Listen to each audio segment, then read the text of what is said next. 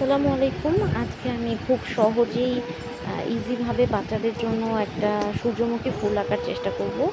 আ আ এটা আমি কিছু ট্রিকস শিখিয়ে দিব। এই যে এভাবে আশা করি দেখেই বুঝতে পারছেন। তাহলে হয় কি পাতাগুলোর মাপগুলা সমান হয় আরকি।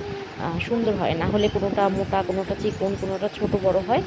আ সো আমি ইজিভাবেই আর্ট করতেছি। এটা আরো আ ইনডিরেক্টলি আঁকা যায় আ বড়দের জন্য। কিন্তু আমি ইজিভাবে আঁকতেছি যাতে আ বাচ্চারা দেখেও নিজে, নিজে আঁকতে পারে। ১-২ বার আঁকলে ইনশাআল্লাহ পেরে যাবে। এই যে তারপরে পাতার ফাঁকে যে জায়গাটা থাকবে ওইখানটায় আমরা হচ্ছে এই ছোট, ছোট পাপড়িগুলো দিয়ে দিব।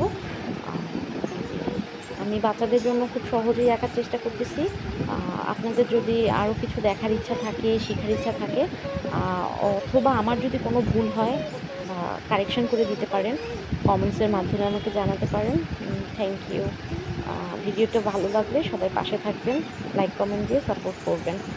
আ ভালো থাকবেন, দোয়া করবেন ইনশাআল্লাহ।